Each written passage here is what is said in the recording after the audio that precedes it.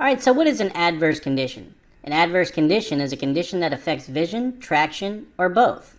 As you can see here with a wet road, affects traction, fog affects vision, icy roads affects traction, and glare affects vision. And there's going to be times where it can affect both. You know, if you have heavy rain or heavy snowfall, you may have a hard time seeing and have a hard time driving in terms of traction. Visibility issues. Types of visibility issues while driving. You have passengers and or cargo. So have you ever sat in the front seat and the person sitting next to you is kind of leaning forward and you can't see oncoming traffic and you ask them to back up a little bit? That would be a passenger issue.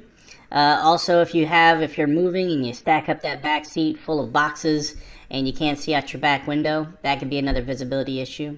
So all these things kind of affect visibility.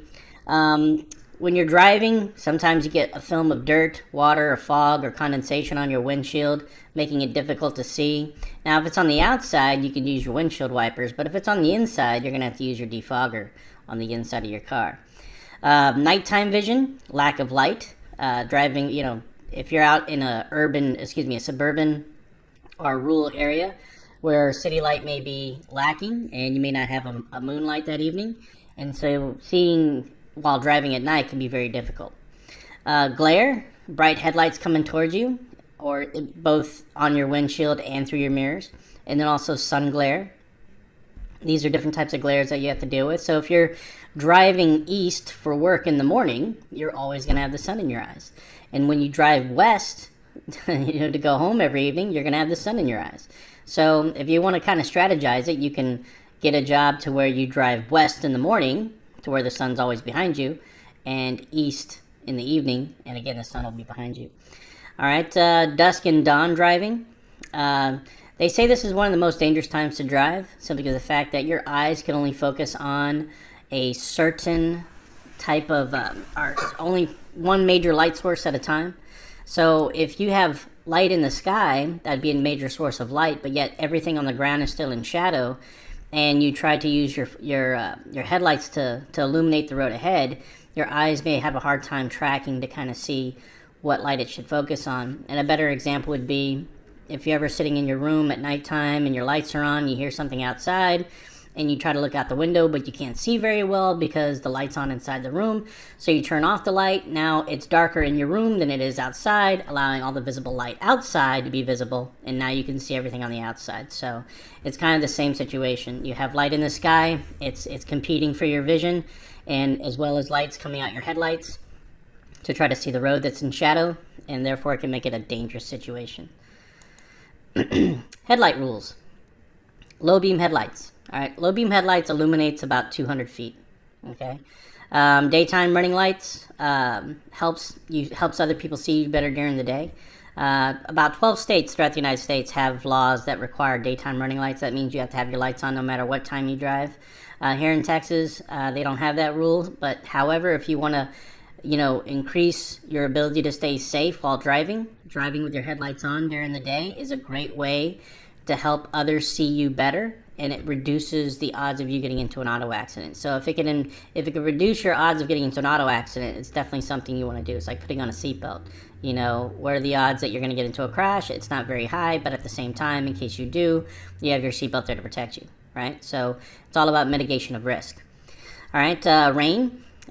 You want to use your low beam headlights during rain. It allows others to see you, and allows you to see through the rain, so you can see the road up ahead. Because you don't want to use your brights in rain, because you're going to have refraction back off the rain that's coming down, and it may actually impede your vision.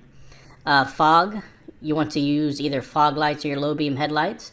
By doing this, it allows the light goes down towards the road and not upwards. So if it's going down towards the road, it allows you to kind of see through the fog at an angle. Whereas if you were to have your brights on during fog, it would just basically be thrown back in your face. You now have glare on top of the fog, which makes it almost impossible to drive. So you don't want to use your high beam during fog. You want to use your low beam. So that's very important. Nighttime city driving in urban areas where city lights help illuminate the road. So, of course, in the city, you want to drive with your low beams on, right? You got plenty of lights. You got street lights. You got lights coming from buildings along the side of the road. There's a lot of traffic with other people's headlights on, so using your low beam headlights when you're in the city is just common sense, right? You don't want to use your high beams. It's unnecessary. You have plenty of light out there to help illuminate the road ahead of you, so using your low beam lights is definitely a must and not your high beams. All right, so what are the rules for high beams, right? So high beam lights illuminates the road about 350 to 400 feet ahead of you, right? Almost double that of low beam headlights. So the areas in which we use high beam headlights, of course, is usually exclusively in rural areas. And a rural area is basically outside the city, right? So you don't have street lamps. The road is not illuminated by them. You don't have very much buildings on along the side of the road. You don't have much traffic. So basically, the only light that you have out there is natural light, right, coming from the stars and the moon. And that's definitely not going to be enough to illuminate the road. So you want to be able to, and of course, with speeds being higher outside the city, like freeway and highway driving, you want to use your high beam headlights to get as much vision ahead as possible, but just know that you're limited to 400 feet. All right. Oncoming blinding lights. All right. Now this is usually happens in rural areas, but it can also happen in the city as well. Sometimes you have a big truck, their lights are a little bit higher off the ground, and they may kind of blind your rear view mirror, or they may kind of blind if they're for ahead of you in an intersection. So these are the rules on oncoming blinding lights. This is what we do.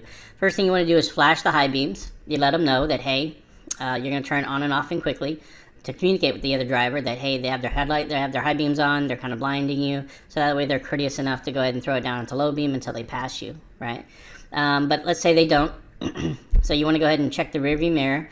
Look ahead towards the edge of the right of the pavement. So if you only have one side, let's say an oncoming vehicle coming at you with their high beams on, you can just kind of glance off to the side of the road, kind of look at that white line near the shoulder, and kind of make that your focal point going forward. So that way it's not completely blinding you, because if you were to continue to stare straight, that light would go right into your eyes, and your eyes would adjust to the bright light, because once they pass you, it gets even more dangerous, because now your eyes haven't yet to adjust to the darkness, right? So then you have what they call night blindness, and how old you are is going to basically determine how long that's going to last. So, and you definitely want to reduce your speed. So if you see bright lights coming towards you, go ahead and reduce your speed. Look off to the right.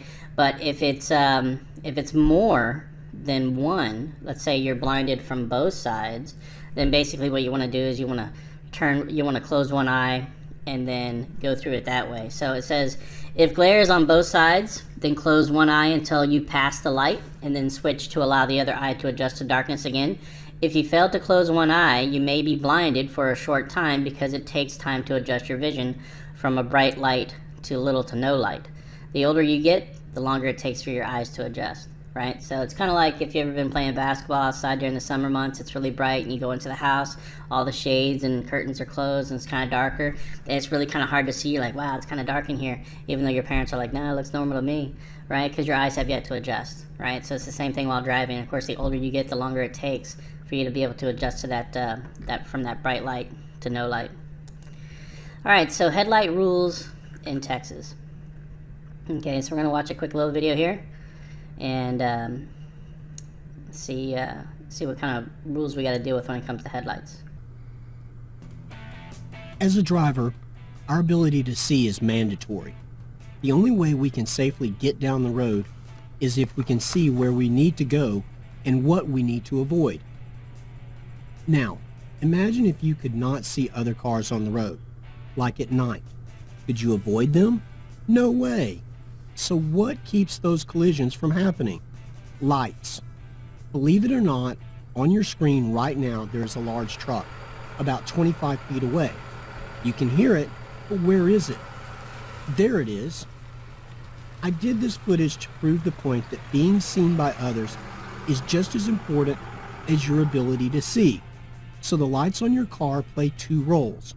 They help you see when visibility is poor, like at night, and they allow others to see you so they can respond to you. Using your headlights successfully can only be done if you know how they work. Your vehicle's headlights have two intensities: a high beam, which will be indicated on your dash as a blue symbol like this, and a low beam, which will have no indication like this. Your vehicle's light system has three levels. These levels are off, parking lights,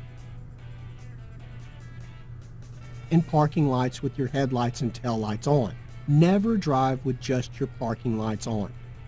The parking light level is used to help light up your car while you are parked in a poorly lit area where cars pass by. Leaving your parking lights on for more than 4 hours could leave you with a dead battery.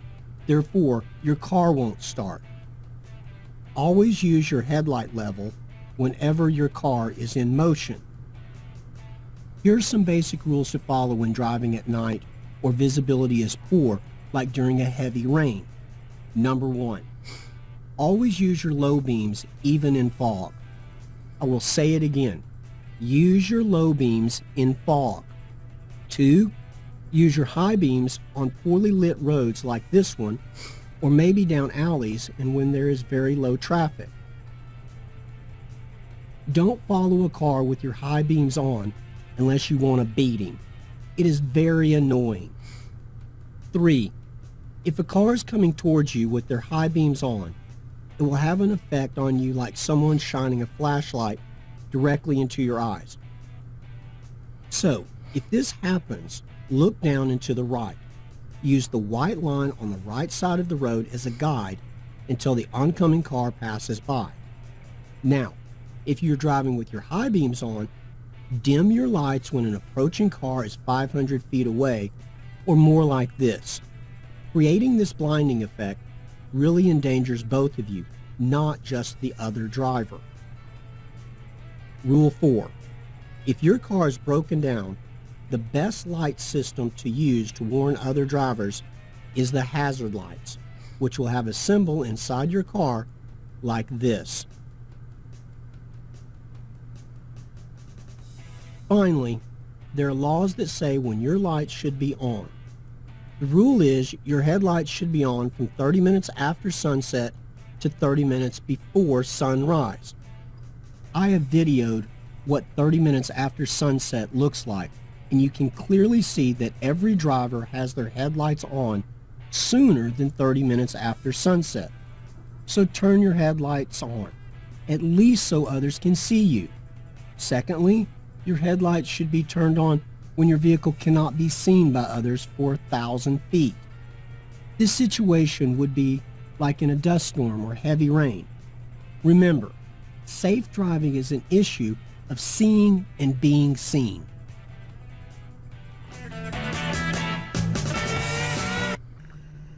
All right, those are very good rules to abide by here in Texas. They're absolutely right when it comes to the law. 30 minutes before sunset, 30 minutes after sunset and 30 minutes before sunrise, your headlights must be turned on. So, all right, so very intense fog or extreme rain and snow.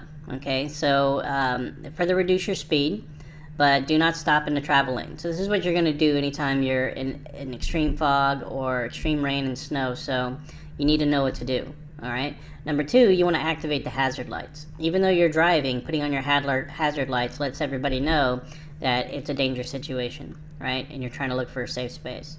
All right. Safely move as far off the road as possible and stop your vehicle on a freeway. Look for an exit to leave the highway, right? So anytime you're out there on a regular road, go ahead and pull off far to the right as possible, or move into a parking lot or a business or a place where you know you can stay safe and not be hit by another vehicle on the road because of the intense fog. If you are on the freeway, go ahead and look for an exit. Slowly look for an exit, and once you find that exit, again, try to find a place where you can safely leave your vehicle.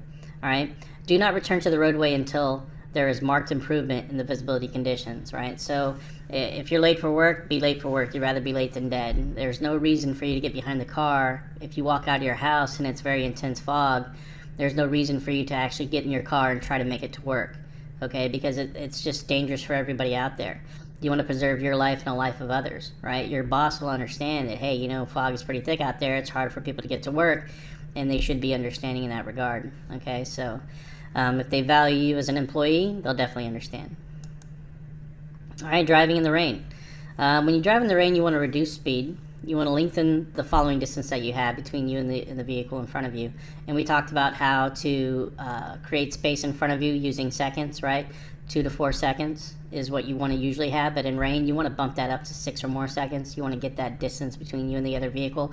It allows you more time to stop, allows you more time to react, and of course, you know, in raining situations, the traction is going to be a lot different.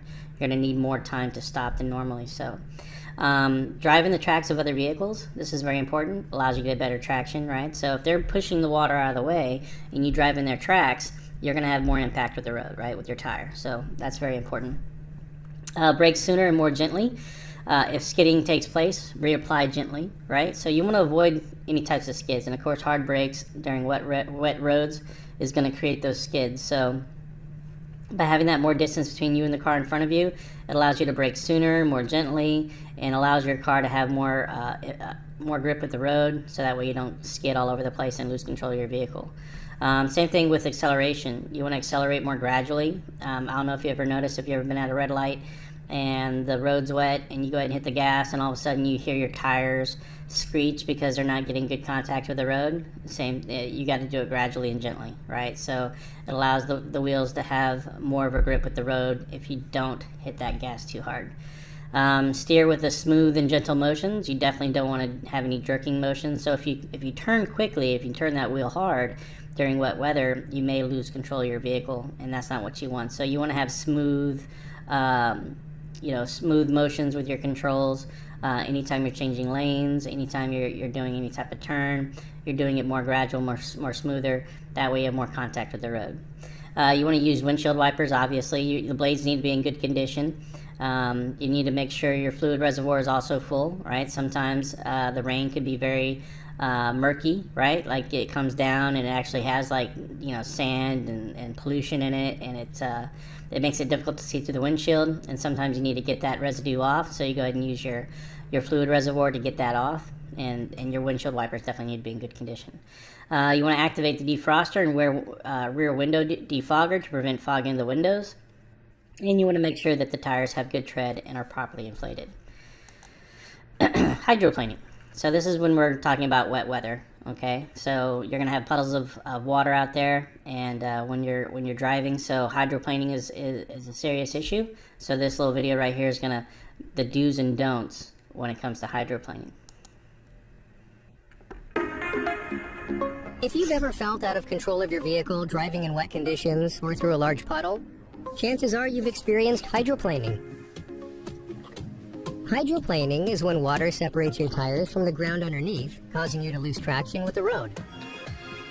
Your vehicle speed, tire tread depth, and water depth can all act as contributing factors. As the speed of your tires increases in water, traction decreases.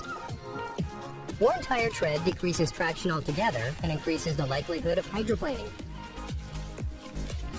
And the deeper the water, the more quickly hydroplaning may arise. No matter how safe of a driver you may be, hydroplaning can still occur. Here are some do's and don'ts for managing these moments safely. Do remain calm and slow down. You'll likely be tempted to slam on your brakes. Instead, you should immediately ease off the gas pedal. Do use light pumping actions if you need to brake. If your car has anti-lock brakes, you may brake normally. Do take a moment to calm down when you've regained control of your car. Pull your car into a safe location and take a few deep breaths before continuing your trip. Don't try to correct your car by turning your steering wheel in the opposite direction you are sliding. Instead, gently turn your wheel toward the direction you are sliding. Don't neglect your tire maintenance. Replace worn tires and keep them properly inflated. Don't use cruise control while driving in rainy conditions or on wet roads. Be mindful of the possibility that hydroplaning may occur in wet conditions, and keep these tips in your back pocket.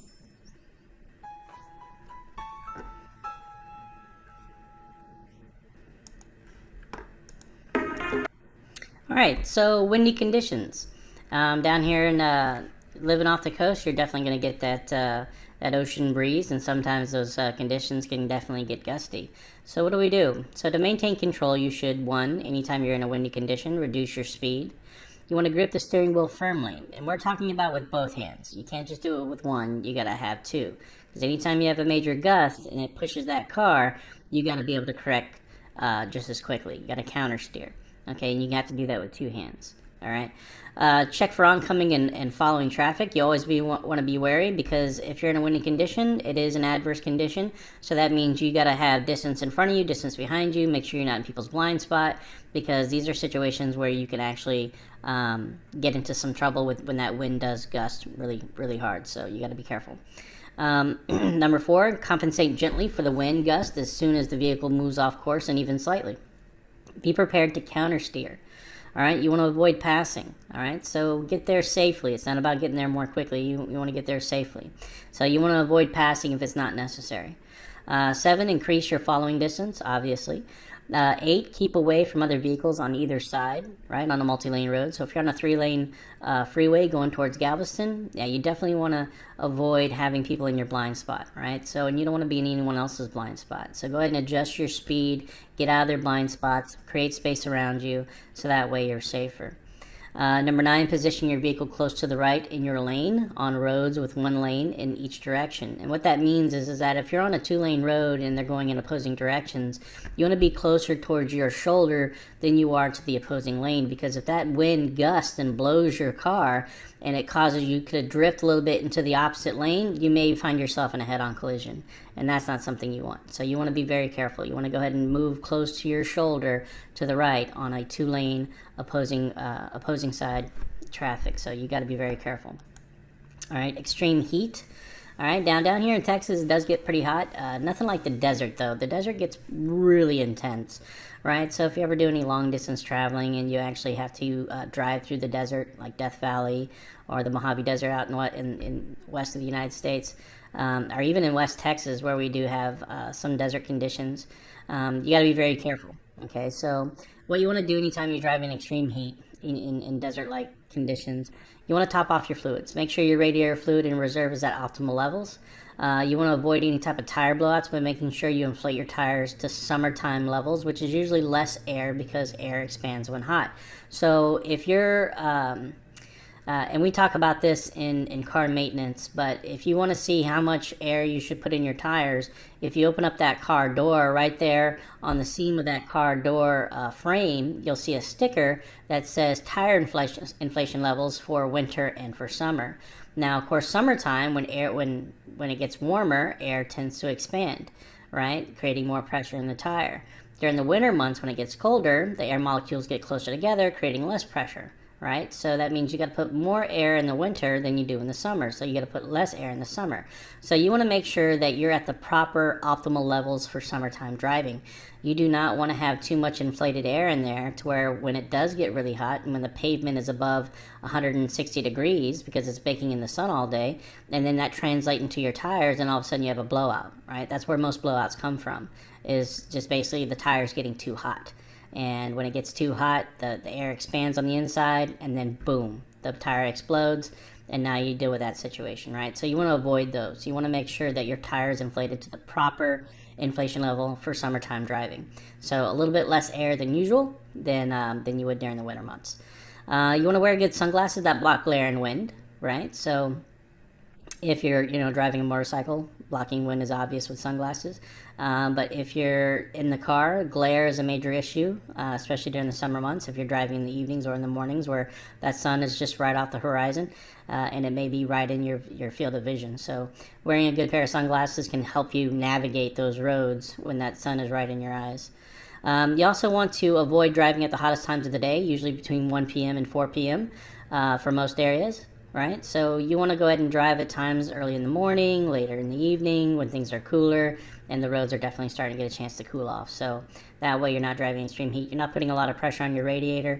You're not putting a lot of pressure on your tires. And you're able to go out there and you'll be able to take care of business in normal driving conditions. Number 5, try to drive at cooler times of the day. Of course, at nighttime, when it's definitely when the sun's out in the sky, it's a lot cooler. So that's how we approach extreme heat. Okay. Winter conditions. All right.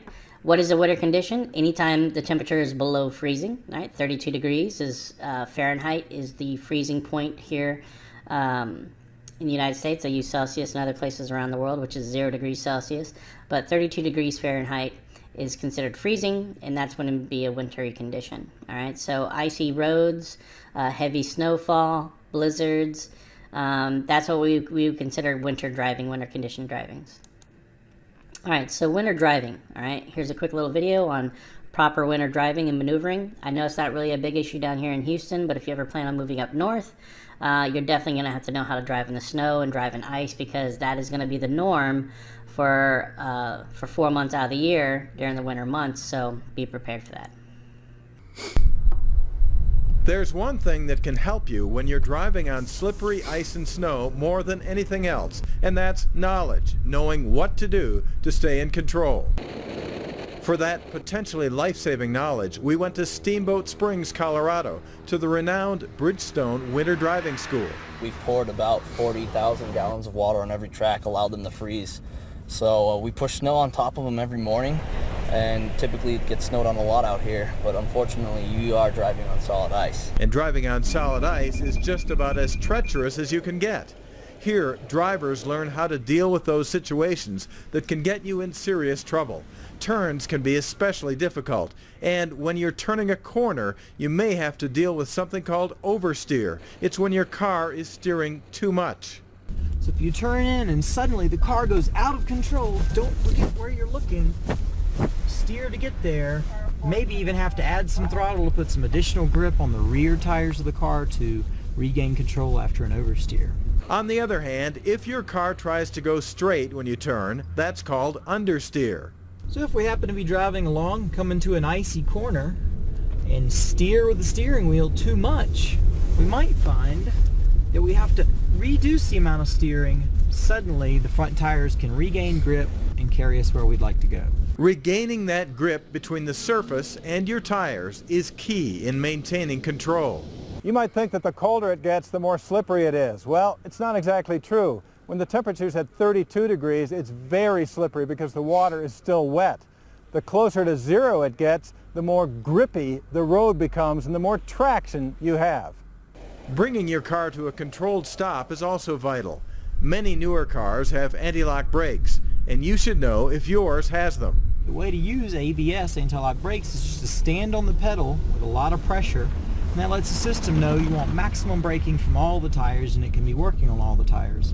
Alternatively, if you don't have ABS or the ABS malfunctions, you might have to pump the brakes, and we call it cadence braking, where we're pumping the brake up to the point of lockup and then releasing it suddenly. Nearly all vehicles come with all-season tires, okay in snow, but they don't provide the grip winter tires do. Winter tires are made with a different rubber compound that grips better in cold weather and an optimized tread width. I tried an SUV with all-season tires and found it skidded more and didn't stop as surely. Takes a while, doesn't it? Oh, and you can see how sideways the car is on these tires. Yeah. But in an SUV with winter tires, the improvement was noticeable. Now, you may never drive in conditions quite as harsh as these, but it's always good to know there are things you can do to help you be as in control as possible. In Steamboat Springs, Colorado, for AutoNet TV, I'm Scott Newell.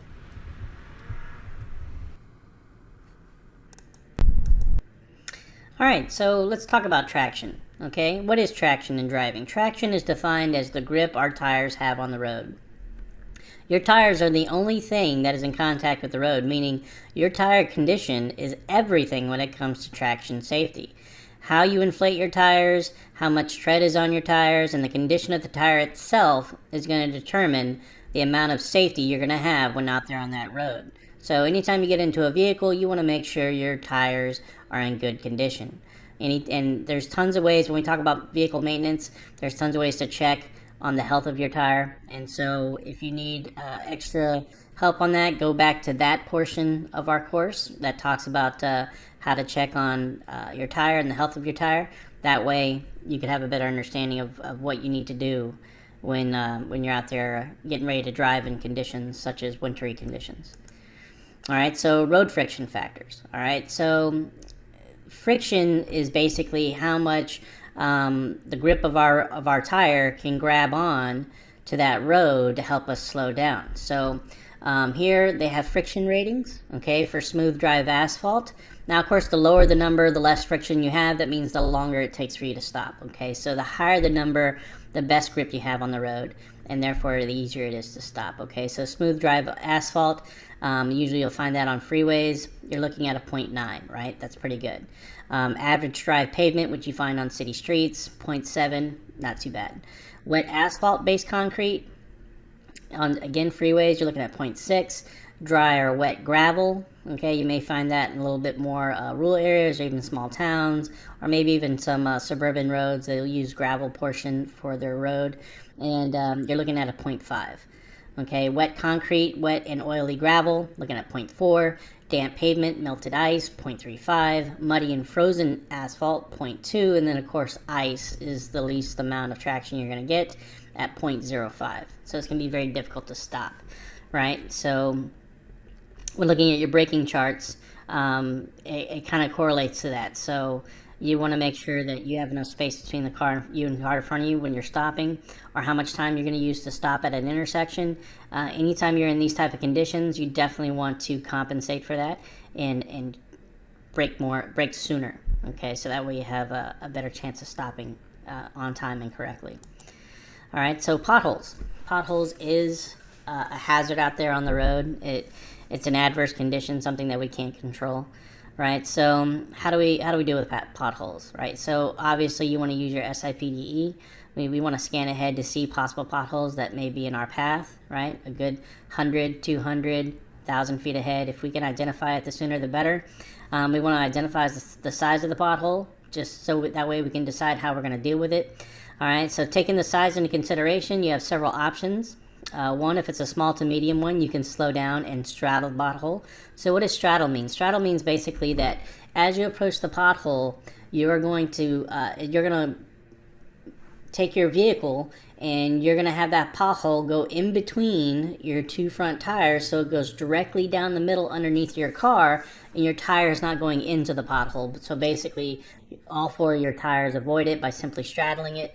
That means you're going directly over it, down the middle of your car, and not with your tires. Okay, now if it's a large pothole, obviously you want to slow down, you want to check your mirrors, your blind spot, put on your blinker, change lanes if possible, and then basically go around the pothole. And if you have to go around it on a two-way street, on a two-way street, you want to go around to the right if possible. And if you do have to go to the left, you still have to respect the right-of-way to oncoming traffic, and then go around it that way. So you definitely want to make sure that you don't put your tires into the pile. It's going to ruin your vehicle. It's going to ruin your suspension, your struts, your ball and socket bearings inside where the tire meets the axle. So you definitely want to make sure that you don't go into those potholes with your tires, because eventually it's going to cost you a lot of money. All right, so you want to make sure that you keep your car in good condition, and that means not going into potholes when driving. So, and of course, the faster you go over that pothole and your tire goes into it, the more damage it's going to create. All right. So how to get out of a skid. All right, so this right here talks about how to get out of skid. The first thing you want to do, and of course the skid is when basically the back end of your tires, or the back end of your car starts either drifting to the right or drifting to the left. As you can see here in this diagram, it's drifting to the right. So the first thing you want to do when your car starts to skid is you want to take that foot off the gas. Right, so you want to lower that inertia, you want to take the foot off the gas, and basically you want to start turning the wheel in the direction of the skid. Now that may be kind of confusing, so what I usually tell my students is you want to turn the direction you are trying to drive. So if I'm driving out there and the back end of my car starts whipping out towards the right, and the front end of my car is going to the left, and then all of a sudden the road I want to go down is now more towards my right, I'm going to go ahead and turn that wheel towards the road I'm trying to drive down, so that way I can go ahead and correct it. Okay, so if your back end is turning to the right, you're going to turn your wheel to the right. If the back end is turning towards the left, you're going to turn your wheel towards the left, and you want to aim towards the road you're trying to drive down, so that way you can get out of the skid safely.